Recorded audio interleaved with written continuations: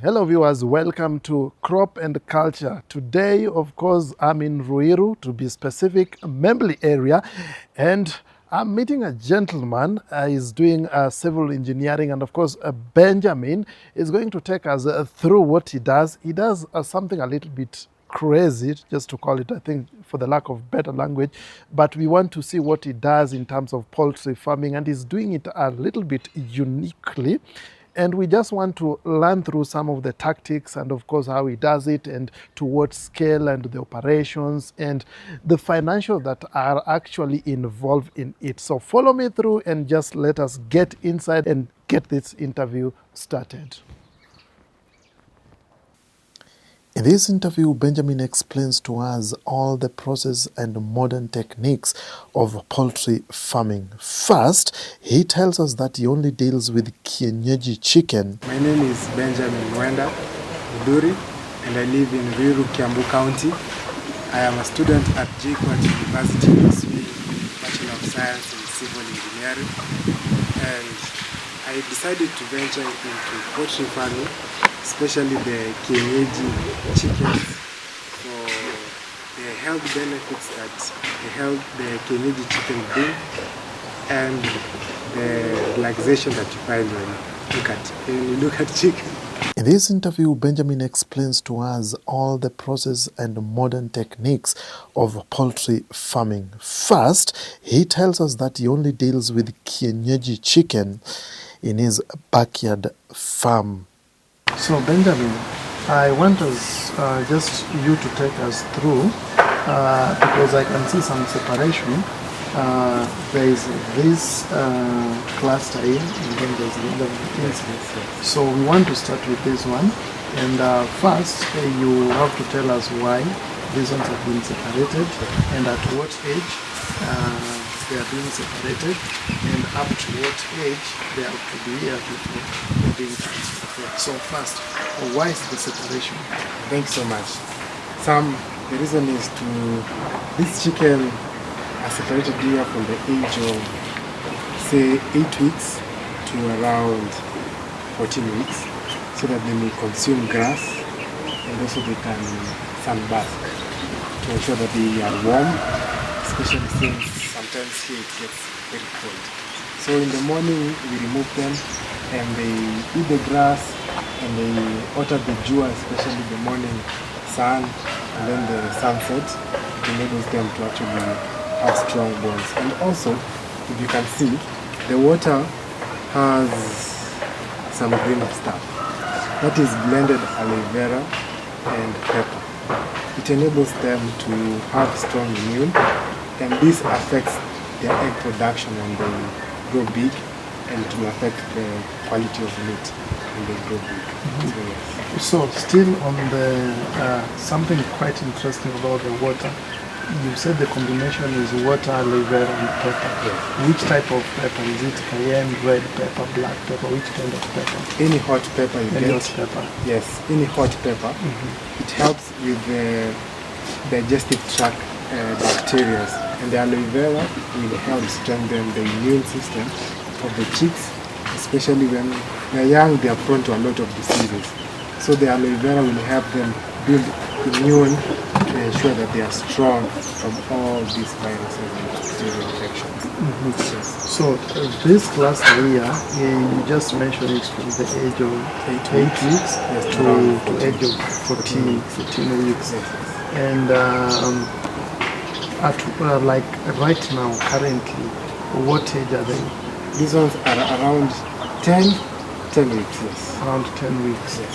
So, why is it important to do the separation?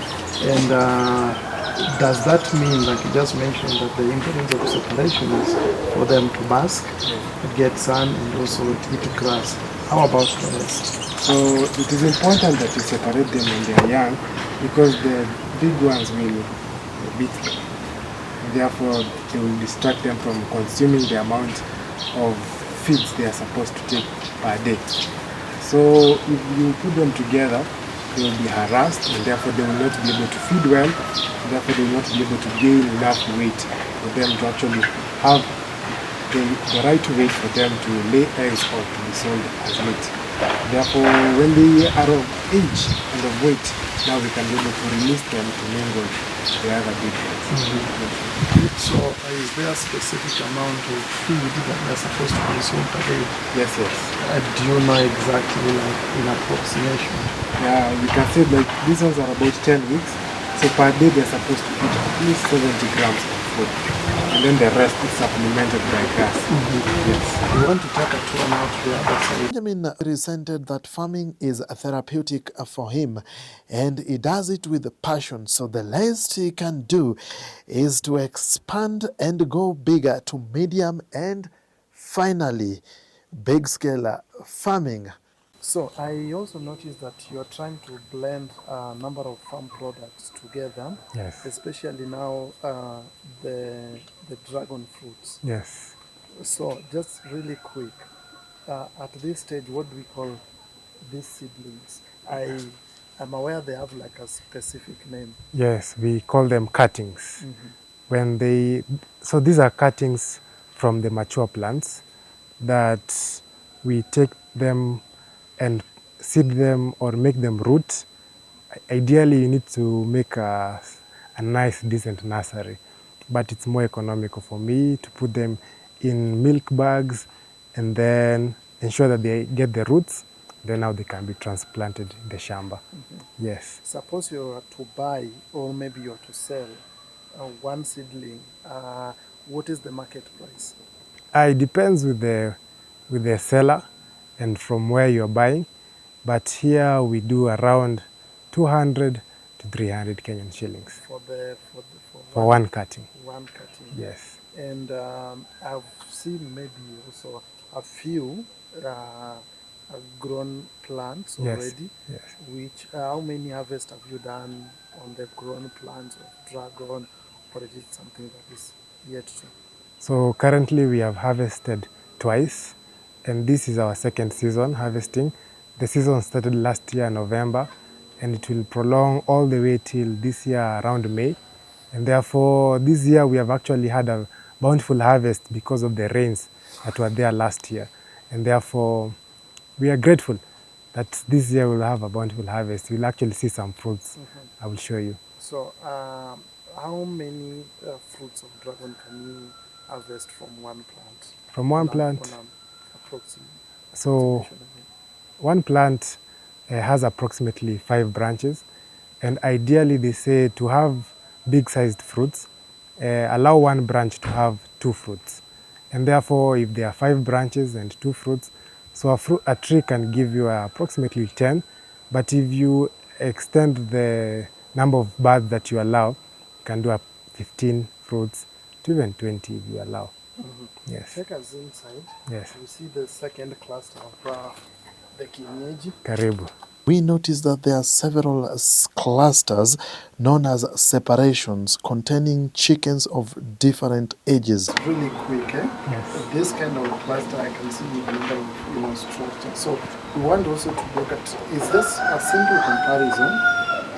You talked about 70 to 75 grams of feed per day for that kind of cluster. So first, I can see these ones are also feeding. So first, take us through, like how old are they, and at what age are they supposed to be here, and what kind, how much is the amount of food that they are supposed to consume. Thank you so much. So the kind of setup we are in, it's called free range, whereby the chicken are allowed to walk around. This one, they call them zero grazed. They have a specific name, but they are enclosed. They are not allowed to move around. Therefore, the advantages of this is they can exercise. These ones can't move so much. They are kind of constrained. But the ones that are outside now, that's what they call pasture raised, whereby the chicken are allowed to have greens at their disposal. So these ones are not, they don't have greens here, but now they can walk through the door and access the greens. So the importance is when they are here, they are restricted, and therefore bacterial infection and viral infection is controlled, whereby we ensure that they are clean and they have the right amount of water the right amount of feed. When they're outside, they are allowed to forage. They can eat excess of that which is recommended, and that's okay. No problem. Yes. And at what age again, like, do you now separate, like, you call them the free grazing? Yeah, the free range. The free range. Yes. At what age now do you let them, go free? So at 14 weeks, I allow the chickens now to free range, whereby they can free range here and they can be exposed to pasture outside. But when they are small, before less than 14 weeks, we allow them to stay inside, but we provide them with greens inside. And there are very many ways of doing so. You can go pluck the greens, hang them, or how I do it, I blend the greens and mix it with water, and now the chickens can drink. For the chickens to grow up faster and healthy, a lot is done. Their health depends on what they eat as well as what they drink. Something that surprised me is that I never knew that chicken have special concoction until Benjamin showed us one. I saw something interesting when I was checking inside, and I don't know whether this is the same as whatever we've seen outside. Yes. What is the combination here, and why? Because I think I just noticed that one, and the color is a bit different with this one, and the ones that I saw outside. The ones outside you just mentioned, the combination is pepper and aloe vera. Yes. And so what is the combination here? Thank you so much. Because the chicken are inside and they have to develop. In biology, they say when the egg cells are being developed, how the egg cells will develop, that's the outcome of the egg when the chicken grows up. And so to ensure that the egg has a rich orange dense color, we ensure that they eat greens from day one. You remember when you would go to Shosho's place, the egg that Shosho produces, I believe you have never tasted it again until you go back to Shosho. And the reason is, once the chick is hatched, the hen ensures that the chick can graze in the grass, eat insects here and there, ensuring that the egg development, when the chick is young, is rich and dense. So here we have a mixture of sweet potato, cayenne pepper or the hot pepper, and aloe vera, ensuring that once the chicken consume all this one, they have strong immunity, and when the egg cells are being developed, they have a rich yellow dense color or orange color. Yes. Right. So I also noticed that you have several partitions. Yes. Something I understand that, for example, they're being put like, what is this partition, and this partition, and that one? So thank you so much. So the chicks that you have just seen outside, they used to stay here when they were young, but right now they stay down, and it's for a special reason.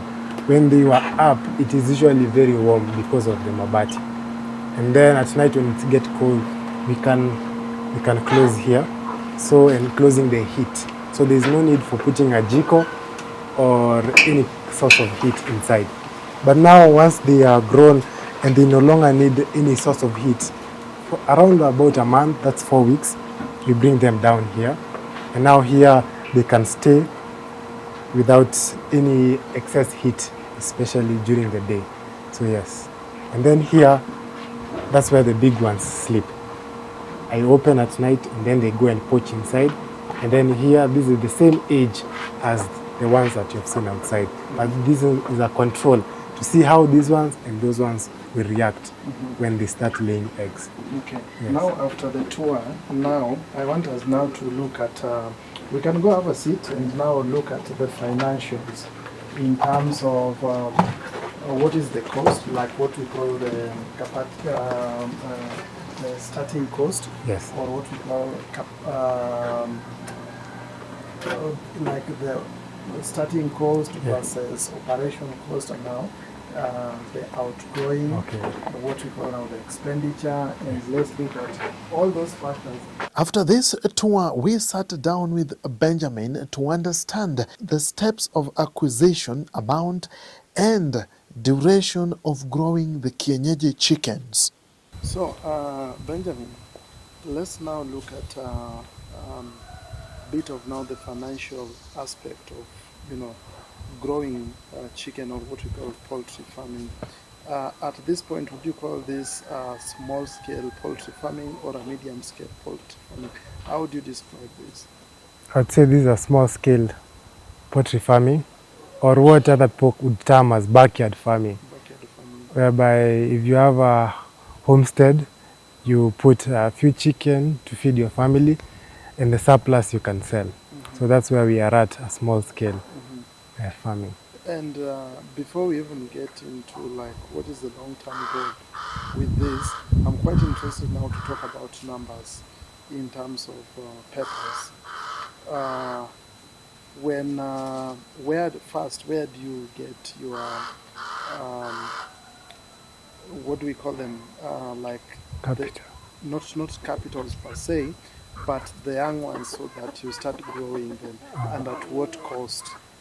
Okay, so the first batch that you can see, the grown-ups, we brooded them here in the farm, whereby since they are kienyeji, they sit on the eggs, and then they hatch chicks, about maybe 12, 14, and thereby you bring them up, and then they grow to be full mature chicken. But the small ones that you have seen on the grass, those ones we bought from a supplier who is available in Ruiru, and sells them from day old, 1 week, 2 weeks, until 4 weeks. So it's you decide. But the small ones, we got them from that supplier, local supplier, yes. So if we can look at numbers, let's say approximately at how much do they go for, let's say at the age of 1 week? We can If start you're at supposed to buy at the age of 1 week. maybe for day old they sell at 110 shillings per chick, and then the cost will rise until it reaches at a point of 230 bob for a 4-week-old chick. So there in between, they are about maybe 190, maybe 170. It depends with the We seller. want to take approximation of 110 plus 230 to give us 340, and then we take an average, which is 170. So let's say you are buying at 170, Yes. whichever case. So at 170, and then you have like 50 of them. What would be like a profit when you factor in whatever you've done around in terms of the feeds, in terms of what they consume as the remedies, and just to make sure that they grow up in good health? What would be like your projected profit per piece out of 170 shillings? I would say this. The return on investment on any chicken is not long term. It's fairly short term, depending on whether you keep the chicken for egg or for meat. In the event that you buy that chick with the purpose of keeping it for meat, I would say the return on investment is fairly 100%, depending on the kind of production that you put. Example, for mine, they are improved kienyeji, and therefore maintenance is quite low in terms of the food they consume, and therefore the returns are good. If you put them for eggs, on the other hand, I would say in the first 3 months they will have recovered the initial cost and the food they have consumed maybe for the first 6 months till they started producing the eggs. So in the first 3 months you'll have had your return on investment. That's what I would say. So you mentioned about something about improved kienyeji. Yes. So how many types of kienyeji do we have, and what's the difference for people who doesn't know, like myself? I'd say the improved kienyeji, they are from Kari, the institute that is in charge of agriculture here, and they improved a chicken, that the local chicken, and they found the best breed, and they brought it up to be actually a good breed that is dual purpose for both meat and eggs. And there's now the local one that sits on the egg, the one from Shosho. This one is very local, and it sits on the eggs after every maybe 10 days it lays, it will want to sit on the eggs. But the curry ones, they barely sit on the eggs, and therefore they are good, especially if you are in business.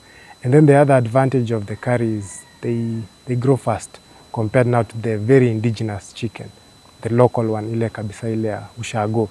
So the improved kienyeji is just the ushago one with an upgrade, but the same without any medication.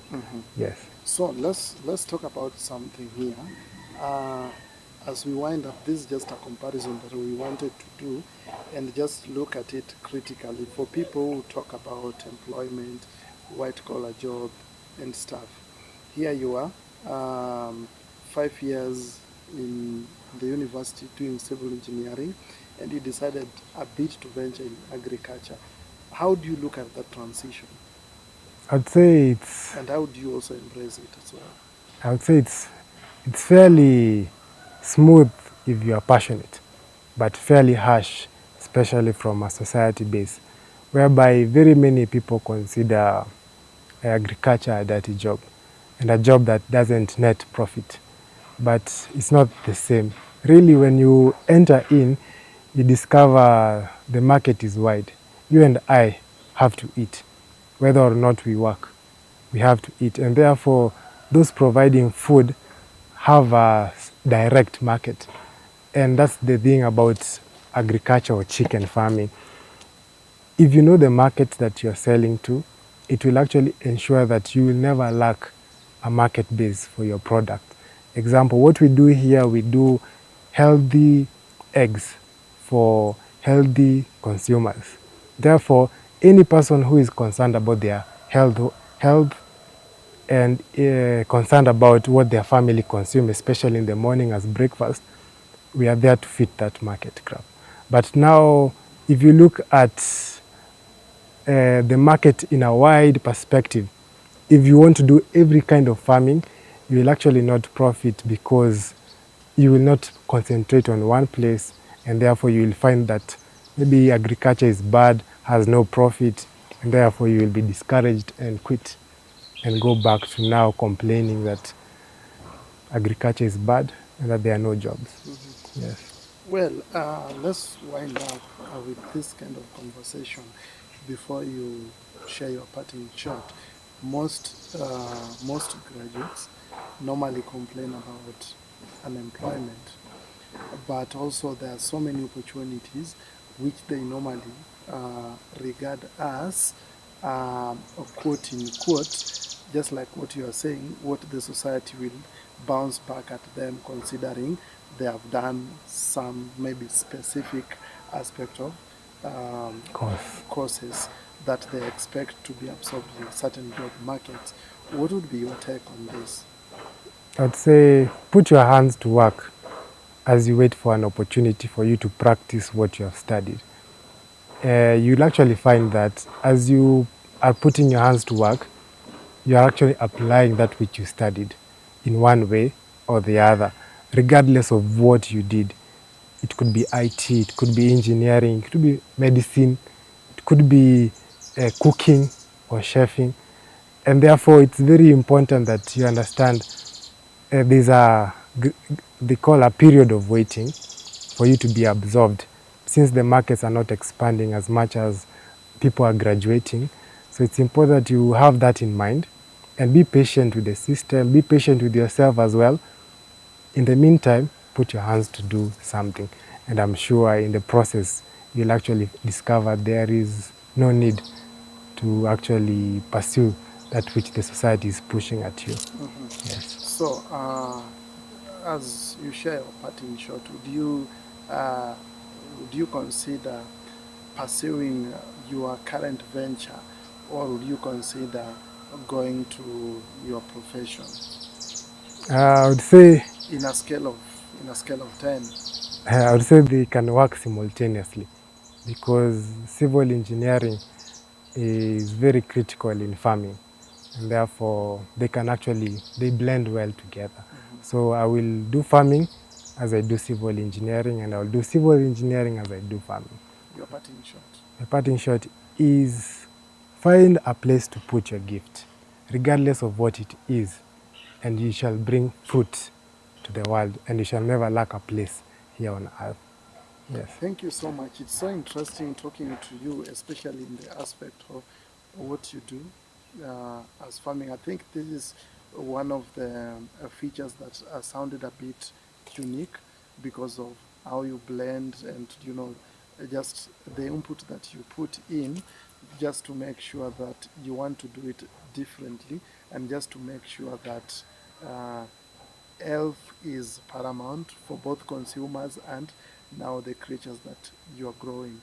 It's so lovely Thank you so much. having you on the show. Thank and you. we want to come back when you have fruits for dragons so that we also have that particular features, you know, documented Karibu in sana. a very sensible way. Karibu And sana. it's one of the most expensive fruits I know in the world. And that day we can carry up to about 20 of them for free. And then you can finish. Karibu sana, karibu. Karibu sana Sam. How can people find you? Maybe for people who want to ask you questions about poultry farming, maybe people would want to come and buy eggs, or maybe chicken. How can they find you? Okay, maybe I can share my number, 07460 467 21.